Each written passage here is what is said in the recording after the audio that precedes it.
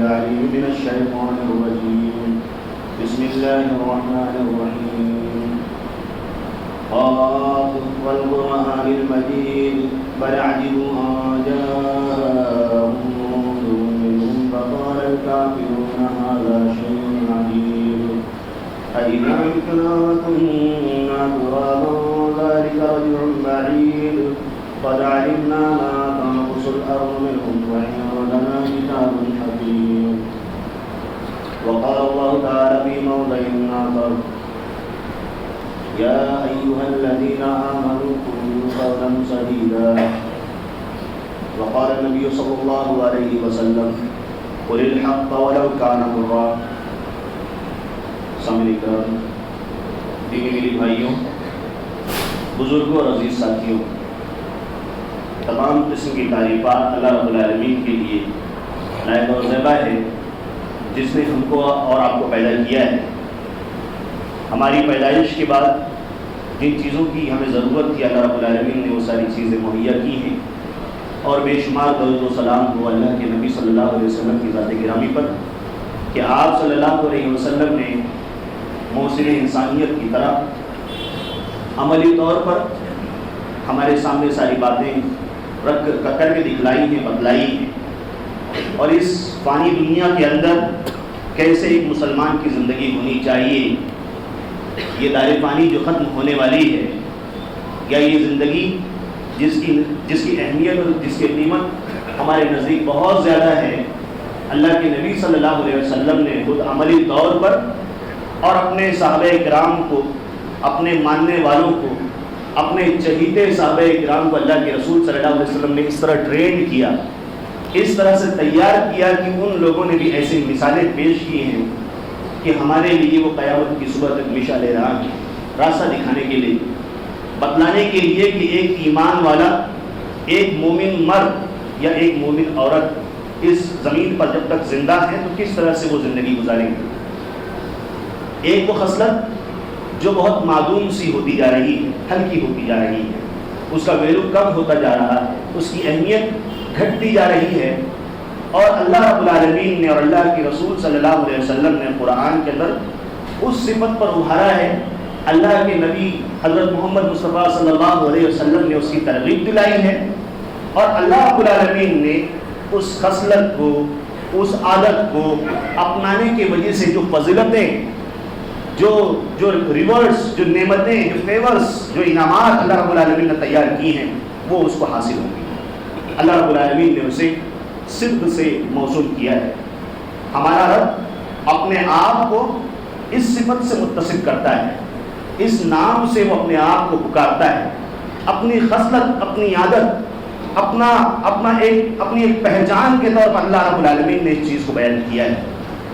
اور جب بھی اس موضوع کا ذکر ہوگا، اس مضمون پر بات ہوگی، تو سر فہرست اللہ رب العالمین نے انبیاء کرام کا ذکر قرآن کے اندر اس صفت کے ساتھ کیا ہے. اور ساتھ ہی ساتھ اللہ رب العالمین نے اپنے کتاب حق کو، قرآن کریم کو بھی اس سے موسوم کیا ہے، جسے ہم اور آپ سچائی، راست بازی، سچ بولنا، حق گوئی کے نام سے جانتے اور سمجھتے ہیں. قرآن جب پڑھتے ہیں تو قرآن کے اندر یہ مضمون ہمارے سامنے آتا ہے کہ اللہ رب العالمین نے فرمایا کہ وَمَنْ أَصْدَقُ مِنَ اللَّهِ قِيلًا.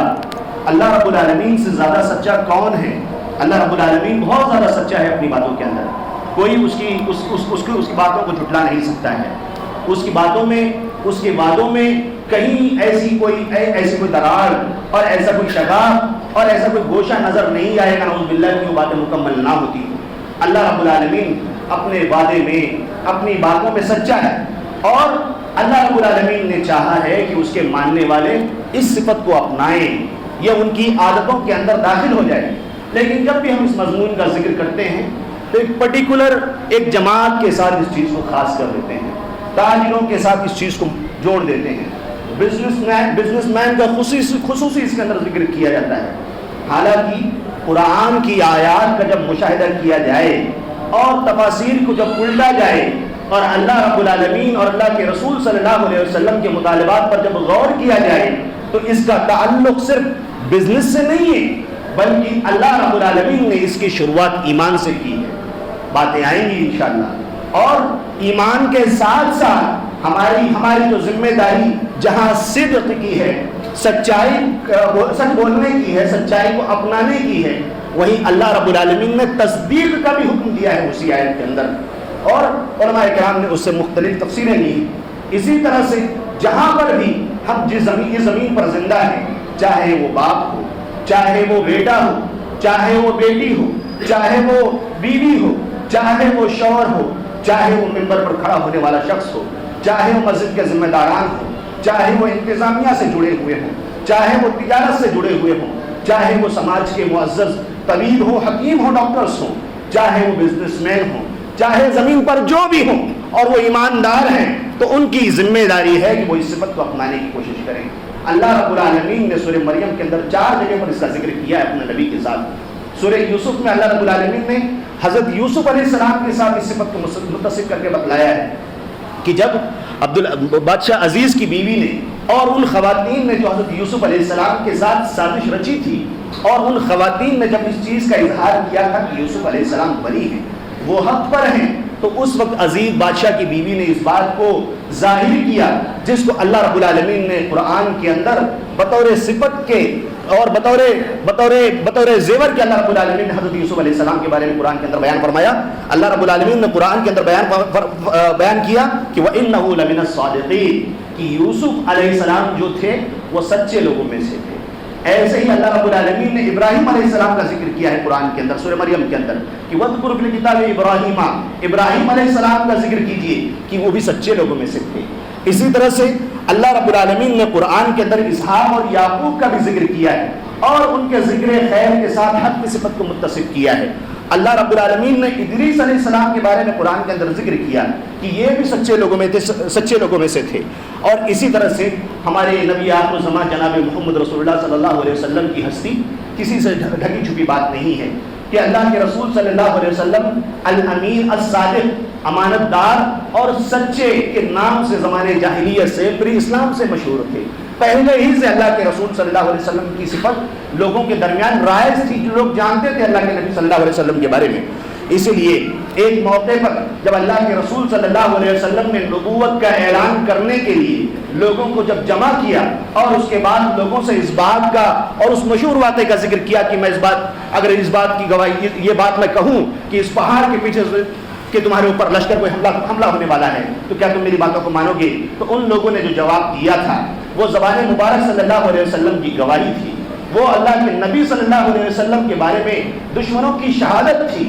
اللہ کے رسول صلی اللہ علیہ وسلم کے بارے میں انہوں نے فرمایا، ان لوگوں نے کہا کہ ما جربنا علیک الا صدقا، کہ اللہ کے نبی صلی اللہ علیہ وسلم ہمارا جو آبزرویشن رہا ہے، ہم نے جو بھی مشاہدہ کیا ہے، اللہ کے نبی صلی اللہ علیہ وسلم آپ ہمارے بیچ میں رہے ہیں، آپ کی زبان مبارک سے نکلنے والے الفاظ، آپ نے جو الفاظ خرچ کیے ہیں اس سے ہمیشہ سچائی ہی جھلکتی رہی ہے۔ ہم نے کبھی آپ کو جھوٹ بولتے ہوئے نہیں پایا ہے، ہمیشہ ہم نے آپ کو سچ کہتے ہوئے پایا ہے۔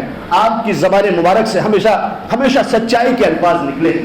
یہی وجہ تھی کہ اللہ کے رسول صلی اللہ علیہ وسلم کے وقت ابو سفیان اور اسی طرح سے ان کا قافلہ جب ہرقل کے دربار میں پہنچا تھا، اور ہرقل نے ابو سفیان جو اس وقت مسلمان نہیں ہوئے تھے رضی اللہ تعالیٰ عنہ، جو بعد مسلمان ہو گئے، لیکن اس وقت جب دربار میں مسلمان نہیں ہوئے تھے تو اس وقت ہرقل نے اعلان کیا، پوچھا قافلے سے، یہ تجارت کی غرض سے وہاں پہنچے ہوئے تھے شام کے اندر، اور ان لوگوں نے اللہ کے نبی صلی اللہ علیہ وسلم کے بارے میں باتیں چھپانی چاہی۔ ہرقل نے جو ایک ترجمان تھا، ٹرانسلیٹر تھا، اس کو سامنے رکھ کر کہا کہ ابو سفیان کو مجھ سے نزدیک کر دو اور اس کے ساتھیوں کو پیچھے کر دو، اور ان کے ساتھیوں سے کہا کہ اگر یہ کوئی بات اگر جھوٹ بولتے ہیں تو تم مجھے اس سے آگاہ کر دینا، میں اللہ کے نبی صلی اللہ علیہ وسلم کے بارے میں ان سے پوچھنے والا ہوں۔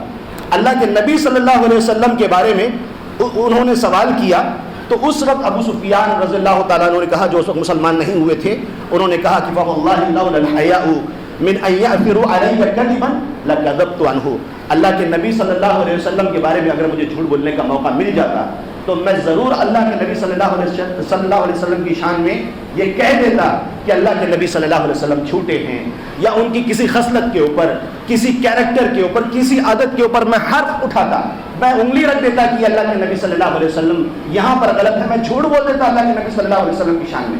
لیکن مجھے اس بات کا ڈر تھا کہ میری قوم کہیں میرے اوپر اس داغ کو نہ لگا دے کہ میں نے جھوٹ بولا ہے. یہ خوف تھا اس زمانے میں. زمانے جاہلیت کے لوگوں کی باتیں کر رہے ہیں جو جھوٹ سے بچنا چاہتے تھے. لیکن ہم اہل ایمان اس بری عادت سے جڑے ہوئے ہیں جو میرے لیے اور آپ کے لیے بہت خطرناک ہے. اس کے بعد پھر اس ہرقل بادشاہ نے پوچھا کیا آپ اللہ کے نبی صلی اللہ علیہ وسلم کو کبھی جھوٹا الزام لگاتے ہوئے کبھی آپ متہم کرتے ہیں؟ کبھی آپ نے دیکھا ہے کہ انہوں نے جھوٹ کہا ہے نبوت کے دعوے سے پہلے؟ تو اس وقت ابو سفیان نے کہا کہ نہیں، کبھی نہیں. اس کے بعد ہرقل نے پوچھا کہ اللہ کے نبی صلی اللہ علیہ وسلم کن باتوں کا حکم دیتے ہیں؟ کیا پیغام ہے اس نبی کا؟ کیا تعلیم ہے اس نبی کی؟ ہم کو دیکھنا چاہیے کہ سوال کون کر رہا ہے جو مسلمان نہیں ہے. سوال کس کے بارے میں کر رہا ہے جو مسلمان ہے. پیغام کے بارے میں کیا پیغام ہے ہمارے نبی کا؟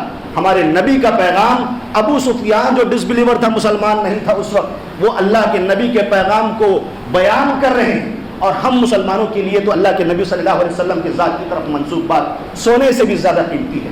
زمین کے اوپر جتنی بھی قیمتی چیزیں پائی جاتی ہیں، اللہ کے نبی صلی اللہ علیہ وسلم کی طرف اگر وہ بات منسوب ہو جائے تو ان ساری چیزوں سے زیادہ وہ قیمتی باتیں ہیں. اللہ کے نبی صلی اللہ علیہ وسلم کی اس بات کو ابو سفیان نے کہا. وہ پیغام دیتے ہیں، وہ حکم دیتے ہیں کہ اعبدوا اللہ وحدہ ولا تشرکوا بہ شیئا، کہ ایک اللہ رب العالمین کی عبادت کرو اور اس کے ساتھ کسی کو شریک نہ بناؤ. اس کے بعد وَاتْرُكُوا مَا يَقُولُ آبَاؤُكُمْ، تمہارے ابا، تمہارے امی، تمہارے فور فادر، تمہارے دادا، تمہارے پردادا، تمہارے خاندان کے لوگ، تمہارے جو رسم و رواج ہیں، جو باتیں کہی جاتی ہیں، جو آیات کے خلاف بتلائی جاتی ہیں، جو اللہ کے رسول صلی اللہ علیہ وسلم کے حکموں کے خلاف بتلائی جاتی ہیں، وہ ان ساری باتوں کو چھوڑنے کا حکم دیتے ہیں. یہ ہمارے نبی صلی اللہ علیہ وسلم کا پیغام تھا. وَيَأْمُرُونَ بِالصَّلَاةِ، اور اللہ کے نبی صلی اللہ علیہ وسلم، ہم مسلمان نہیں ہیں لیکن ہم کو ایمان لانے کے بعد نماز کو قائم کرنے کا، صلاۃ کی ادائیگی کا حکم دیتے ہیں. وَالزَّكَاةِ، اور زکوٰۃ کی ادا کرنے کا اللہ کے نبی صلی اللہ علیہ وسلم حکم دیتے ہیں. وَالصِّدْقِ، یہ بہت بڑی صفت ہے، بہت بڑی عادت ہے، ایک مومن کی صفت ہے. علامہ ابن قیم رحمہ اللہ نے غزوہ خندق، غزوہ تبوک کا جو واقعہ ہے اس کے تناظر میں ذکر کیا ہے. یہ سچائی جو ہے، سچ بولنا، یہ ایمان کی ڈاک ہے، ایمان کی پوسٹ ہے. کسی کی طرف کوئی پیغام آتا ہے، کوئی خط آتا ہے، تو اس سے ثبوت ملتا ہے کہ جس نے پیغام بھیجا ہے وہ باحیات ہے.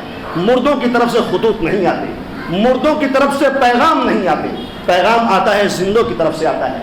اگر ہم نے سچائی کو اپنایا ہے اس کا مطلب ہے کہ ہمارا ایمان زندہ ہے. ہمارا ایمان، یہ ہمارے ایمان پر دلالت کرتا ہے، یہ ہمارے ایمان کا ثبوت ہے، اور یہ بہت بڑا رتبہ ہے. اللہ رب العالمین نے نبوت، نبیین کے بعد صدیقین کا ذکر کیا ہے. علماء نے ذکر کیا ہے کہ نبیوں کے بعد اللہ رب العالمین نے صدیقین کا ذکر کیا. اس سے سچے کی، سچائی کے درجے کا علم ہوتا ہے. اس کے بعد پھر اللہ رب العالمین نے، اللہ کے رسول صلی اللہ علیہ وسلم نے ہم سے کہا کہ پاک دامنی کو اپناؤ، چاسٹیٹی کو اپناؤ، اپنے اخلاق کو، اپنے کیریکٹر کو سنبھالو اور اس کو سدھارنے کی کوشش کرو. یہ اللہ کے نبی صلی اللہ علیہ وسلم کا پیغام ابو سفیان کے ذریعے سے ہم نے سنا. اسی طرح سے اللہ کے نبی صلی اللہ علیہ وسلم کی چہیتی بیوی حضرت خدیجہ رضی اللہ تعالیٰ عنہا، جب اللہ کے نبی صلی اللہ علیہ وسلم کے اوپر غشی داری ہو رہی تھی اور آپ صلی اللہ علیہ وسلم سے جب جبریل علیہ السلام کی ملاقات ہوئی تھی تو انہوں نے جہاں بہت ساری صفات گنائی تھی تو انہوں نے اس وقت یہ کہا تھا کہ وہ تعین علی نوائب الحق، کہ آپ چاہے کچھ بھی ہو جائے، جب حق کا معاملہ آتا ہے تو آپ حق کی تائید کرتے ہیں، حق کا سپورٹ کرتے ہیں. یہ ایک مومن کی صفت ہے. آنکھ بند کر کے گزر نہیں جاتے کہ کسی کے اخلاق پر انگلی اٹھتی ہو، کسی کا معاملہ، کسی کا حق ہڑپ کر لیا جا رہا ہو، کسی بہن کے خلاف غلط باتیں کہی جا رہی ہوں، کسی کو ستایا جا رہا ہو. اللہ کے نبی صلی اللہ علیہ وسلم کی یہ صفت نہیں تھی. تو ہم مسلمانوں کی یہ صفت کیسے ہو سکتی ہے کہ ہم جھوٹ کا ساتھ دیں، جھوٹوں کا ساتھ دیں؟ اس کا خمیازہ ایک فرد تک محدود نہیں رہتا، اس کا نقصان جماعتوں کو اٹھانا پڑتا ہے. اور آپ تو موجودہ وقت کے شاہدین میں سے ہیں کہ ملک کو اس کا خمیازہ برداشت کرنا پڑ رہا ہے. جھوٹ ایک مسلمان کے دل میں ایمان کے ساتھ اکٹھا نہیں رہ سکتا. اللہ کے نبی صلی اللہ علیہ وسلم نے فرمایا، علماء اکرام بیان کرتے ہیں کہ ایمان اور جھوٹ اکٹھا نہیں رہ سکتے. علامہ ابن قیم رحمہ اللہ نے ذکر کیا ہے کہ جس طرح سے توحید کا اپوزٹ، توحید کا ضد شرک ہے، اسی طرح سے ایمان کا ضد جھوٹ بولنا ہے.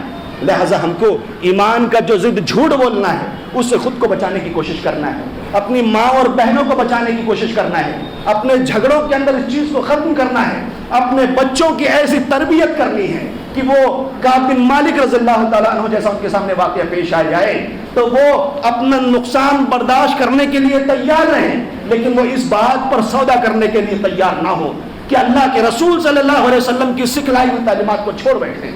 ایسا نہ ہو کہ وہ مرارہ بن ربیع رضی اللہ تعالیٰ عنہ کی طرح وہ مثال پیش کرنے کی کوشش کریں، اسی طرح سے وہ ہلال بن امیہ رضی اللہ تعالیٰ عنہ کی طرح مثال پیش کرنے کی کوشش کریں۔ انشاءاللہ وقت آئے گا آپ کے سامنے وہ واقعہ ذکر کیا جائے گا۔ اسی طرح سے مجدد الفسانی رحمہ اللہ، اور اسی طرح سے علامہ محمد باقر زاہد الہ آبادی، اور اسی طرح سے امام مالک رحمہ اللہ نے جو سچائی کے سلسلے میں اور دیگر ائمہ اکرام نے سچائی کے سلسلے میں جو دامن کو اپنایا تھا، اس طرح سے ہم کو دامن کو تھامنے کی ضرورت ہے۔ موضوع بڑا طویل ہے، لہٰذا ہم کو چاہیے کہ ہم اپنے آپ کو اس طرح سے تیار کرنے کی کوشش کریں۔ ابو بکر صدیق رضی اللہ تعالیٰ عنہ کا ذکر کتنا اہم ہے، اللہ رب العالمین نے ان کی تعریفات بیان کی ہے۔ اسی طرح سے اللہ رب العالمین نے ایمان والوں کو مخاطب ہو کر کہا ہے کہ ذَلِكَ بِأَنَّ اللَّهَ نَزَّلَ الْكِتَابَ بِالْحَقِّ وَإِنَّ الَّذِينَ اخْتَلَفُوا فِي الْكِتَابِ لَفِي شِقَاقٍ بَعِيدٍ۔ ایسے لوگ اللہ رب العالمین نے بیان فرمایا کہ اللہ رب العالمین نے اس کتاب کو حق کے ساتھ نازل فرمایا ہے۔ آپ سمجھ سکتے ہیں کہ اللہ رب العالمین نے اس صفت سے بھی قرآن کو متصف کیا ہے۔ اس کے بعد پھر اللہ رب العالمین نے فرمایا کہ جو لوگ اس کتاب پر یقین نہیں رکھتے، ایمان نہیں رکھتے، تو وہ اختلاف میں پڑے ہوئے ہیں۔ اس کے بعد اللہ رب العالمین نے ہم سب کو تعلیم دی ہے، اور یہاں ہمارے ایمان کی اصلاح ہے، ہمارے ذہن کی، ہمارے فکر کی اصلاح ہے کہ سچائی کہاں کہاں پائی جانی چاہیے۔ اللہ رب العالمین نے فرمایا کہ لیس البر ان تولوا وجوهکم قبل المشرق والمغرب ولكن البر من آمن بالله واليوم الآخر والملائكة والكتاب والنبيين وآتى المال على حبه ذوي القربى واليتامى والمساكين وابن السبيل والسائلين وفي الرقاب وأقام الصلاة وآتى الزكاة والموفون بعهدهم إذا عاهدوا والصابرين في البأساء والضراء وحين البعث أولئك الذين صدقوا وأولئك هم المتقون۔ اللہ رب العالمین نے بیان فرمایا اس وقت ماجرا کیا تھا، تحویل قبلہ کا جب حکم آیا تھا، لوگ بیت المقدس کی طرف رک کر کے نماز پڑھ رہے تھے۔ بیت المقدس کا معاملہ یہ تھا کہ مشرق اور مغرب کے سلسلے میں یہودی اور نصرانی تو مطمئن تھے، وہ خوش تھے، لیکن اہل ایمان کے دلوں میں تڑپ تھی، کسک تھی، پریشانی تھی، پریشان حال تھے۔ اللہ رب العالمین نے بیان فرمایا یہ ڈائریکشن کے لیے تم کو پریشان ہونے کی ضرورت نہیں ہے، یہ نقطہ اتحاد ہے، یہ نقطہ اجتماع ہے، تاکہ امت کے لوگ ایک ڈائریکشن میں متفق ہو کر، متحد ہو کر اپنے رب کی عبادت کریں، اپنے رب کے سامنے سجدہ ریز ہوں اور اپنے گناہوں کی معافی مانگے، ڈائریکشن کی عبادت نہیں کریں۔ اللہ رب العالمین نے فرمایا لیس البر ان تولوا وجوهکم قبل المشرق والمغرب، مشرق اور مغرب کی طرف چہرہ پھیر لینا کوئی نیکی کا کام نہیں ہے۔ نیکی کیا ہے؟ ولکن البر من آمن، لیکن اچھا مسلمان وہ ہے، نیکی یہ ہے کہ تم ایمان لے آؤ اور ایمان لے آنے کے بعد ایمان کے مطابق اعمال انجام دو۔ اللہ رب العالمین نے ان ساری چیزوں کو گنایا ہے۔ اللہ رب العالمین نے فرمایا کہ ایمان لے آؤ، اور اس کے بعد پھر آخرت پر ایمان رکھو، ملائکہ پر ایمان رکھو، کتابوں پر ایمان رکھو، نبیوں پر ایمان رکھو، اور اللہ رب العالمین نے جو تم کو اموال، جو پراپرٹی، جو اچھے اخلاق، جو نعمتیں دی ہیں، اسے اپنے رشتہ داروں کے اوپر خرچ کرو، یتیموں کے اوپر خرچ کرو، مسکینوں کے اوپر خرچ کرو، مسافروں کے اوپر خرچ کرو، والسائلین، اور جو ضرورت مند ہیں، مانگنے والے ہیں، ان کے اوپر خرچ کرو، وفی الرقاب، اور غلاموں کو آزاد کرنے میں، جو مقروض ہیں ان کے قرضوں کو دور کرنے میں، اور انسانوں کی غلامی سے نکال کر ایک اللہ رب العالمین کے رشتوں کو مضبوط کرنے کی کوشش کرنے میں، نماز کے قائم کرنے میں، زکوٰۃ کی ادائیگی کرنے میں، والموفون بعہدہم، اور اپنے عہد و پیمان کو اور اپنے ایگریمنٹ کو پورا کرنے میں، اذا عاہدوا، جب وہ وعدہ کرتے ہیں، ایگریمنٹ کرتے ہیں، والصابرین فی البأساء والضراء، اور صبر و استقامت کے دامن کو سنبھالتے ہیں۔ اللہ رب العالمین نے پیغام دیا اور سرٹیفکیٹ دی، اولئک الذین صدقوا، یہی وہ لوگ ہیں جو سچے ہیں۔ کیا ہم اللہ رب العالمین کے اس پیغام کو اسی تناظر میں دیکھتے ہیں؟ نہیں، ہم جب بھی سچائی کی بات کرتے ہیں تو ہمارے دیکھنے کا نظریہ محدود ہو جاتا ہے، ہم صرف اس چیز کو خرید و فروخت کے ساتھ باندھ دیتے ہیں۔ اللہ رب العالمین نے جو اپنے حقوق بیان فرمائے ہیں اس کی ادائیگی میں ہم سے کہیں نہ کہیں کوتاہی ہو جاتی ہے، دوسروں کے حقوق میں کوتاہی ہو جاتی ہے، وہاں پر بھی سچائی کا پایا جانا ضروری ہے۔ سیم یہی چیز اللہ کے نبی صلی اللہ علیہ وسلم کے حقوق کے سلسلے میں بھی ہے، لہٰذا ہم کو چاہیے کہ اس کے اندر بھی ہم دھیان دینے کی کوشش کریں۔ سورہ احزاب آیت نمبر 35 کے اندر اللہ رب العالمین نے مومنین کے 10 صفات ذکر کیے ہیں۔ سلمہ رضی اللہ تعالیٰ عنہ نے اللہ کے نبی صلی اللہ علیہ وسلم سے ذکر کیا، کیا بات ہے، اللہ کے نبی صلی اللہ علیہ وسلم، اللہ تو جب بھی ذکر کرتا ہے مردوں کے بارے میں ذکر کرتا ہے، ہم عورتوں کے بارے میں ذکر نہیں کرتا۔ اللہ رب العالمین کو یہ چیز اچھی لگی، اللہ رب العالمین نے قرآن کی آیت نازل فرمائی، ان المسلمین والمسلمات والمؤمنین والمؤمنات والقانتین والقانتات والصادقین والصادقات، اور اس طرح سے اللہ رب العالمین نے آگے اور صفات گنائی ہیں، مسلمانوں کی، مسلمان مردوں کی، مسلمان عورتوں کی۔ چوتھی صفت اللہ رب العالمین نے گنائی ہے، وہ صادقین والصادقات، جو سچ بولنے والے ہیں، چاہے وہ مرد ہوں چاہے عورتیں ہوں۔ گھروں کے مسائل ہوتے ہیں، ہم کتنا سچ بولتے ہیں، الفاظ کی جنگ ہوتی ہے، الفاظ کی، ہم اپنی باتوں کے ذریعے سے رشتوں کو کاٹنے کے لیے تیار ہیں، ہم دوسروں کا نقصان کرنے کے لیے تیار ہیں، اور بسا اوقات تو دشمنی میں اتنا سنگین معاملہ ہو جاتا ہے کہ ذاتی نقصان کو بھی برداشت کرنے کے لیے تیار ہو جاتے ہیں، لیکن سچائی کے دامن کو تھامنے کے لیے تیار نہیں ہے۔ ایک مومن کی صفت یہ نہیں ہے، مومن ہمیشہ اس حال میں رہتا ہے، وہ اس بات کی کوشش کرتا ہے کہ وہ سچائی کے دامن کو تھامے رکھے۔ اللہ رب العالمین نے قرآن میں اور بھی جگہ ابھارا ہے، اسی لیے اللہ کے رسول صلی اللہ علیہ وسلم نے ایک صحابی کو معاذ بن جبل رضی اللہ تعالیٰ عنہ کو 3 مرتبہ مخاطب ہو کر کہا، یا معاذ بن جبل رضی اللہ تعالیٰ عنہ، اللہ کے رسول صلی اللہ علیہ وسلم میں حاضر ہوں۔ 3 مرتبہ اللہ کے رسول صلی اللہ علیہ وسلم نے بلانے کے بعد ان سے کہا کہ جس شخص نے اس بات کی شہادت دی کہ وہ اللہ رب العالمین پر ایمان رکھتا ہے اور اللہ کے رسول صلی اللہ علیہ وسلم کو رسول مانتا ہے سچے دل سے، تو اللہ رب العالمین اس کے بدلے اس کو جنت کے اندر داخل فرما دے گا۔ اللہ کے رسول، کیا میں لوگوں کو دعوت بتلا دوں؟ تو اللہ کے رسول صلی اللہ علیہ وسلم نے فرمایا نہیں، اذن یتکلوا، لوگ اس کے اوپر بھروسہ کر کے بیٹھ جائیں گے، اعمال کرنا چھوڑ دیں گے، وہ سچائی سے دور بھاگیں گے، وہ جھوٹوں کو اپنائیں گے، وہ دھوکہ دینے کی کوشش کریں گے، وہ نماز سے غافل ہو جائیں گے، وہ صدقات و خیرات سے غافل ہو جائیں گے، وہ اچھائی سے دور رہیں گے، لوگ اسی پر بھروسہ کر کے بیٹھ جائیں گے۔ کہ اللہ کے نبی صلی اللہ علیہ وسلم نے فرمایا کہ کلمہ پڑھنے کی وجہ سے انسان جنت کے اندر داخل ہو جاتا ہے۔ سامعین کرام، اللہ رب العالمین نے فرمایا ہے سورہ مائدہ کے اندر کہ یوم ینفع الصادقین صدقہم، اللہ رب العالمین قیامت کے دن جو لوگ سچ بولتے ہیں اس کے بدلے اللہ رب العالمین کو فائدہ پہنچائے گا۔ اسی طرح سے سورہ زمر کے اندر اللہ رب العالمین نے فرمایا ہے والذی جاء بالصدق وصدق به اولئک هم المتقون، جو لوگ سچ بولتے ہیں اور تصدیق کرتے ہیں ان لوگوں کی جو سچ کو لے کر آتے ہیں۔ یہاں پر علماء نے کہا ہے یہاں پر اللہ کے نبی صلی اللہ علیہ وسلم مراد ہیں، اور اس کے بعد جو تصدیق کرنے والے صحابہ کرام ہیں وہ مراد ہیں۔ اور کچھ لوگوں نے کہا ہے کہ یہاں پر جو وہ سارے لوگ ہیں جو سچ بولتے ہیں اور جو سچ کی تائید کرتے ہیں، حق بات کا سپورٹ کرتے ہیں، وہ سب لوگ اس کے اندر شامل ہیں۔ اللہ رب العالمین نے فرمایا کہ اولئک هم المتقون، یہی لوگ تقوی والے ہیں، اور اللہ رب العالمین نے ان کے بارے میں فرمایا ہے کہ جنت میں وہ جو چیز مانگیں گے اللہ رب العالمین ان کو دینے کے لیے تیار ہے۔ اور اسی طرح سے اللہ کے رسول صلی اللہ علیہ وسلم نے فرمایا تھا کہ الصدق علیکم بالصدق فإن الصدق یہدی الی البر، تمہارے اوپر سچ بولنا لازم ہے۔ کیوں؟ فإن الصدق یہدی الی البر، کیونکہ یہ صدق جو ہے بر کی طرف رہنمائی کرتی ہے۔ اور بر آپ نے سن لیا، اللہ رب العالمین نے قرآن کی آیت میں بتلایا کہ اچھائی کیا ہے، اچھا مسلمان کیا ہے، یہ نیکیوں کی طرف لے جانے والا ہے اور نیکی جنت کی طرف لے جانے والی ہے۔ اس کے بعد پھر اللہ کے رسول صلی اللہ علیہ وسلم نے فرمایا کہ وما يزال الرجل يصدق ويدحر الصدق حتى يكتب عند الله صديقا، ایک دن کا معاملہ نہیں ہے، ایک مجلس کا معاملہ نہیں ہے کہ سچ بول کے پھر خاموش ہو گئے، پھر اس کے بعد جب مصلحت ملی اپنے حساب سے ہم نے باتوں کو پروسنا شروع کر دیا، باتوں کے اندر ملاوٹ کرنی شروع کر دی۔ اللہ کے رسول نے فرمایا وما يزال الرجل يصدق ويدحر الصدق، کہ وہ آدمی ہمیشہ سچ بولتا ہے اور سچ بولنے کی کوشش کرتا ہے، جہاں موقع ملے وہ سچ کا دامن نہیں چھوڑتا ہے، وہ سچائی کو اپناتا ہے۔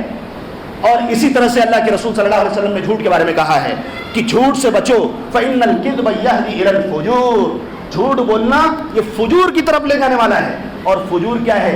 گناہوں کا سبب ہے، گناہوں کا راستہ ہے۔ وإن الفجور يهدي إلى النار، اللہ کے نبی نے فرمایا کہ فجور یہ جہنم کی طرف لے جائے گا۔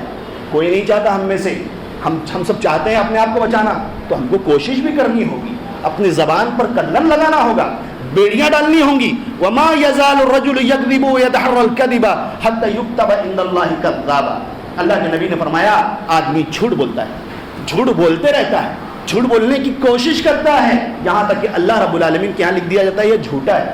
اللہ رب العالمین کے رجسٹر میں اگر انٹری ہو گئی جھوٹے کی تو کون مٹائے گا اس کو؟ کون ہے ہمارے اس کمی کو مٹانے والا؟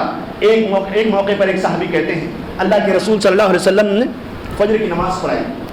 فجر کی نماز پڑھانے کے بعد اللہ کے رسول صلی اللہ علیہ وسلم صحابہ کرام سے مخاطب ہوئے, پوچھے کہ آپ کسی نے کوئی خواب دیکھا ہے؟ تو لوگ خواب دیکھتے تو اللہ کے نبی صلی اللہ علیہ وسلم سے بیان کر دیتے تھے, اللہ کے نبی صلی اللہ علیہ وسلم تعبیر کر دیتے تھے, بتلا دیتے تھے. آج ہمارے درمیان بھی بہت سارے لوگ ہیں, خواب دیکھتے ہیں تو ایسا لگتا ہے جیسے نبوت کا کوئی خواب ہم کو نظر آ گیا, ہم پریشان رہتے ہیں ایک دم.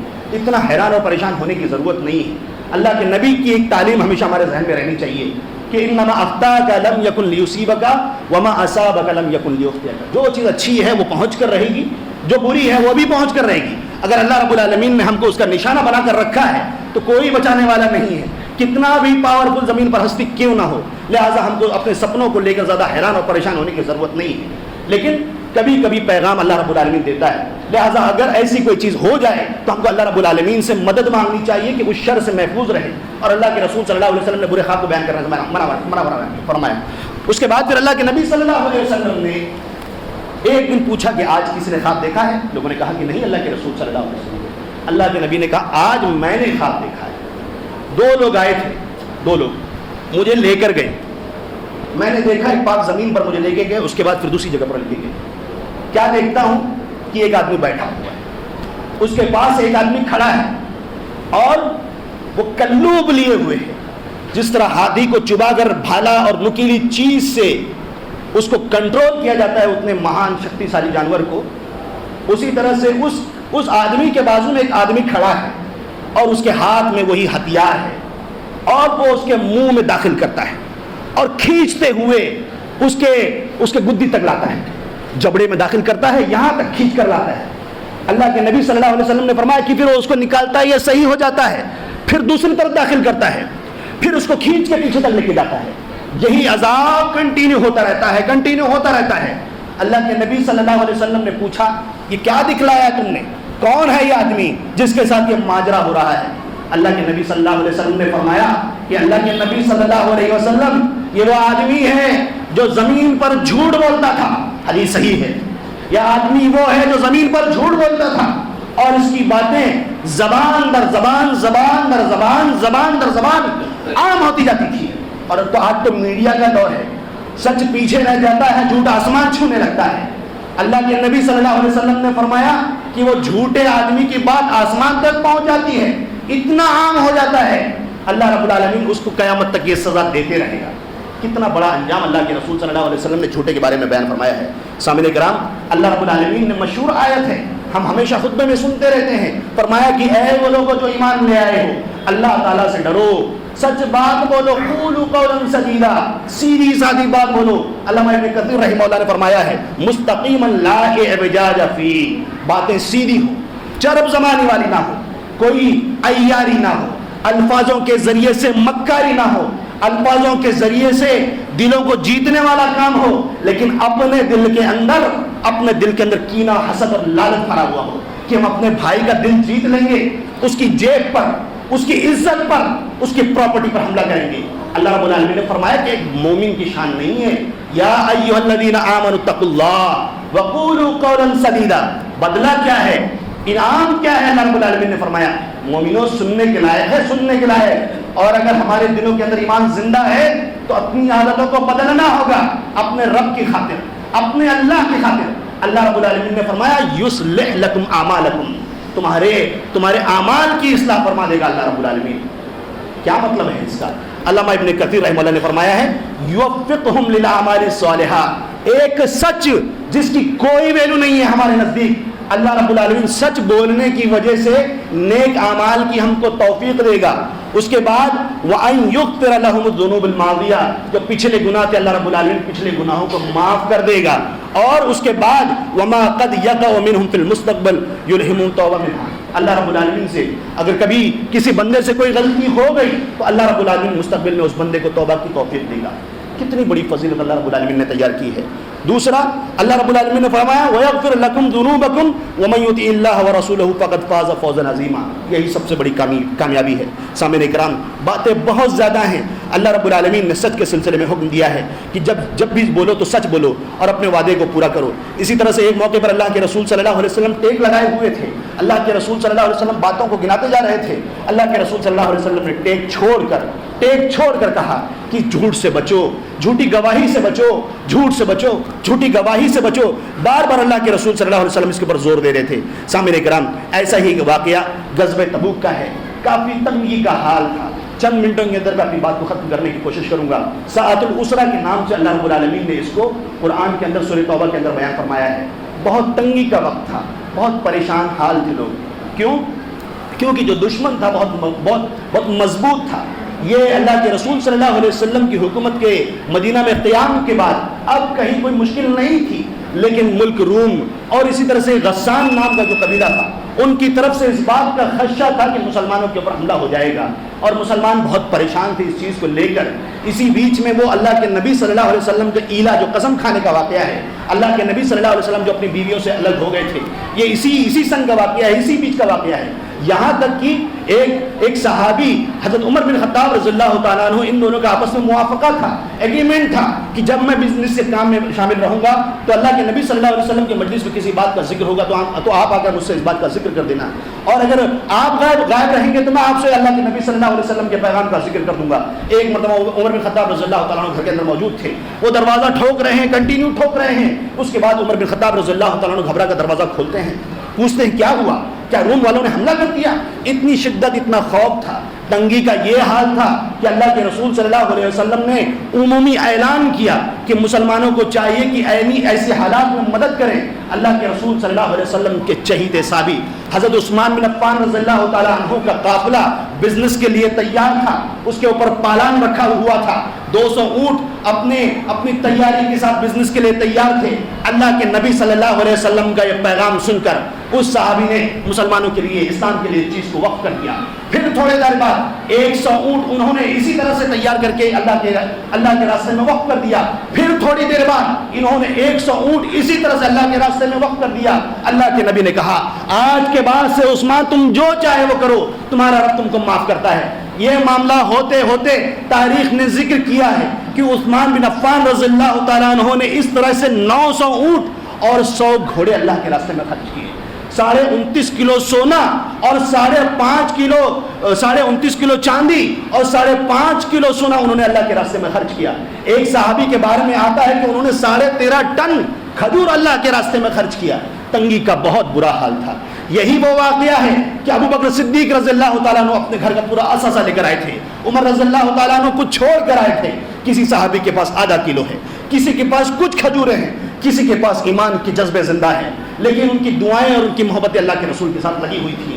لوگوں کی قربانیاں اس جنگ کے اندر دیکھنے کے لائق ہیں. لمبا سفر ہے, 1000 کلومیٹر سے زیادہ کا فاصلہ ہے. ایک سواری کے اوپر تقریباً 14 سے 18 صحابہ کرام ہیں. پیاس کے وجہ سے پریشان ہیں. جو اونٹ موجود تھا اس کو کاٹ کر اس کے اندر کا پانی پینا پڑا.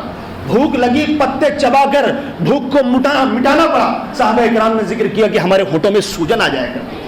ایسے سنگین وقت میں 3 صحابہ کرام جو اپنی غفلت کے بنا پر, اپنی دنیاوی غفلت کے بنا پر پیچھے رہ گئے تھے, جو کعب بن مالک رضی اللہ تعالیٰ عنہ ہیں, مرارہ بن ربیع ہیں, ہلال بن امیہ رضی اللہ تعالیٰ عنہ ہیں. وہ سوچ رہے تھے آج نہیں تو کل اللہ کے رسول صلی اللہ علیہ وسلم جا ملیں گے, ان سے ملاقات کریں گے, مسلمانوں کے ساتھ جنگ کریں گے. اللہ کے نبی صلی اللہ علیہ وسلم سفر سے واپس آ جاتے ہیں. لمبا واقعہ ہے. اس کے بعد پھر سارے منافقین نے, تقریباً 80 سے زیادہ منافقین تھے جو انصار میں سے تھے.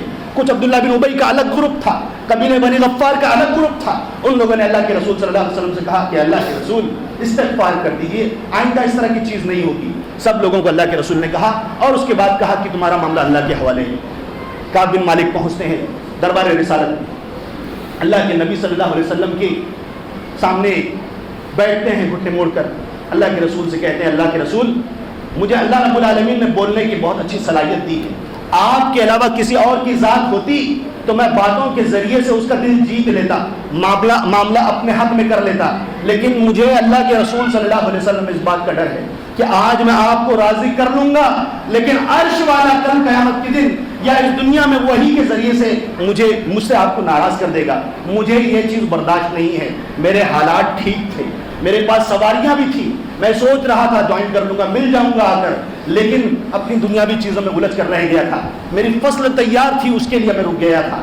اللہ کے رسول صلی اللہ علیہ وسلم نے کہا کہ اس بندے نے سچ کہا ہے، لیکن اس وقت تک تم رکو جب تک کہ تمہارے سلسلے میں اللہ رب العالمین کی طرف سے کوئی بات نازل ہو جائے، کوئی آیت نازل ہو جائے۔ پلٹ کر جاتے ہیں، بنی سلمہ خاندان کے کچھ لوگ آتے ہیں، کہتے ہیں کہ کیوں کیا تم نے ایسا؟ دوسرے لوگ موجود تھے، ان لوگوں نے جھوٹی جھوٹی باتیں بنا کر اعتذار کیا، تم بھی عذر کر لیتے، اللہ کے رسول صلی اللہ علیہ وسلم تمہارے لیے مغفرت کا اعلان کر دیتے، تمہارا معاملہ انشاءاللہ صاف ہو جاتا۔ انہوں نے پوچھا کہ میرے علاوہ کوئی اور بھی ہے جس کے ساتھ اس طرح کی بات ہوئی ہے؟ انہوں نے کہا کہ ہاں 2 صحابی اور ہیں، مرارہ رضی اللہ تعالیٰ عنہ ہیں، ہلال رضی اللہ تعالیٰ عنہ ہیں۔ کعب بن مالک ٹھہر گئے، انہوں نے کہا کہ یہ تو وہ صحابی ہیں دونوں جو جنگ بدر میں شامل تھے، میرے لیے تو یہ دونوں اسوہ ہیں، جو ان لوگوں نے کیا میں بھی وہی کروں گا، میں صبر کروں گا۔ اللہ کے رسول صلی اللہ علیہ وسلم نے عام اعلان کر دیا، کوئی صحابی ان سے بات چیت نہیں کرے گا۔ پریشان ہیں سب لوگ، یہ دونوں بزرگ صحابی اپنے گھروں کے اندر اپنے آپ کو قید کر لیتے ہیں، رونے لگتے ہیں۔ اللہ کے رسول صلی اللہ علیہ وسلم کی کا وجود موجود ہے، جس کو لوگ چاہتے ہیں وہ لوگوں کے درمیان موجود ہے، اس کو دیکھنے کی توفیق نہ ہو، اسے بات کرنے کا موقع میسر نہ ہو، ان لوگوں کے دلوں پر تو بجلیاں گرتی تھی۔ آج ہمارے سامنے اس کا ذکر آئے تو کوئی فرق نہیں پڑتا، لیکن اللہ کے رسول صلی اللہ علیہ وسلم کے چاہنے والوں کے لیے بہت خطرناک بات تھی۔ وہ گھروں کے اندر قید کر کے اپنے آپ کو رونے لگے۔ کعب بن مالک کہتے ہیں میں تھوڑا مضبوط تھا، نوجوان تھا، میں مارکیٹ میں گھومتا، لوگوں کو سلام کرتا، کوئی جواب نہیں دیتا، رشتہ دار ملتا سلام کرتا، کوئی جواب نہیں دیتا، اللہ کے رسول کو سلام کرتا، زبان مبارک پر پوری نظر ہوتی کہ ابھی زبان مبارک کھلے گی اور سلام کا جواب ملے گا، لیکن کوئی جنبش نہیں ہوتی، بجلی گرتی۔ اللہ کے نبی صلی اللہ علیہ وسلم نماز کی حالت میں ان کو دیکھ رہے ہیں، لیکن سلام کیسے پھرتے؟ اللہ کے نبی صلی اللہ علیہ وسلم اپنی نظر رحمت، نظر شفقت کو اپنے منہ سے ہٹا لیتے تھے۔ صحابی پریشان ہیں، کیا ماجرا ہے؟ سلسلہ یہی چل رہا ہے، اب مجھ پر بھی تنگی، مجھ پر بھی پرابلم آنے لگی۔ اللہ کے رسول نے اعلان کر دیا، 40ویں دن اللہ کے رسول نے کہا کہ ان کی بیویوں کو ان سے الگ کر دو، اب ان کے ساتھ ان کی بیویاں بھی نہیں رہیں گی۔ کچھ غم کو سارے میں کچھ بیویوں کی مدد ہو جاتی تھی، کچھ بات ہو جاتی تھی، اللہ کے رسول صلی اللہ علیہ وسلم نے کہا کہ نہیں، ان کو بھی الگ کر دو۔ اب وہ بھی دور ہو گئے، 50واں دن ہو گیا، اللہ کے رسول صلی اللہ علیہ وسلم کے صحابی کہتے ہیں کہ وضاقت علیہم الارض، اب تو زمین مجھ پر تنگ ہونے لگی، میرا صبر کا مادہ ختم ہونے لگا، میری جان مجھ پر تنگ ہونے لگی۔ ماجرا ٹھیک اسی طرح ہے جس طرح اللہ رب العالمین نے قرآن کے اندر بیان فرمایا سورۃ توبہ کے اندر۔ میں بہت سخت تھا، پریشان تھا، اس وقت فجر کی نماز پڑھی اور اس وقت میں نے ایک آواز سنی، ایک زور سے آواز آئی کہ کعب بن مالک خوش ہو جاؤ، اللہ کے رسول صلی اللہ علیہ وسلم نے تمہاری برات کا اعلان کر دیا ہے۔ کعب بن مالک رضی اللہ تعالیٰ عنہ وہ اس وقت بہت خوش ہوئے۔ ایک تیز رفتار سواری آ رہی تھی، انہوں نے کہا کہ اس تیز رفتار گھوڑے سے اس بندے کی جو پہاڑ پر چڑھا تھا اس کی آواز تیز تھی۔ جیسے وہ دونوں پہنچتے ہیں، وہ دونوں کو اپنا کپڑا اتار کر دے دیتے ہیں، نئے کپڑے پہن کر اللہ کے رسول صلی اللہ علیہ وسلم کی خدمت میں حاضر ہوتے ہیں، اور اس کے بعد پوری تفصیل گناتے ہیں۔ اللہ کے رسول صلی اللہ علیہ وسلم نے کہا کہ آدم اسی طرح پاک ہو جس طرح سے اللہ کے رسول صلی اللہ علیہ وسلم فرمایا جس طرح سے تم پیدا ہوئے تھے۔ عرض کرنا ہے ایک بات کر کے میں اپنی بات ختم کروں گا، وقت زیادہ ہو گیا۔ اللہ کے نبی صلی اللہ علیہ وسلم نے سے کعب بن مالک رضی اللہ تعالیٰ عنہ نے کہا کہ انما انجانی بالصدق وان من توبتی الا احدث الا صدقا ما بقيت، مجھے جو نجات ملی ہے میرے اس سچ بولنے کی وجہ سے ملی ہے، اور اللہ رب العالمین قسم ہے میں ہمیشہ جب تک زندہ رہوں گا جھوٹ سے بچوں گا اور سچ بولتا رہوں گا۔ سامعین کرام، اس طرح کی مثالیں تاریخ کے اندر بھری پڑی ہیں، اگر ہم دیکھیں گے پڑھیں گے تو ہمیں عمل کرنے کا جذبہ پیدا ہوگا۔ اللہ رب العالمین سے دعا ہے کہ وہ ہمیں کہنے سننے سے زیادہ عمل کرنے کی توفیق عطا فرمائے۔ جب تک ہم کو دنیا کے اندر زندہ رکھ، ایمان کی حالت میں زندہ رکھ، ہمیں ہر جگہ سچائی دامن کو اپنانے کی توفیق دے۔ ہماری ماؤں کو، ہماری بہنوں کو، ہمارے بچوں کو، ہمارے مرد حضرات کو، ہم سب کو اس بات کی توفیق دے کہ ہم سب کے دامن کو سنبھالے رکھیں۔ آمین و آخر دعوانا ان الحمد للہ رب العالمین۔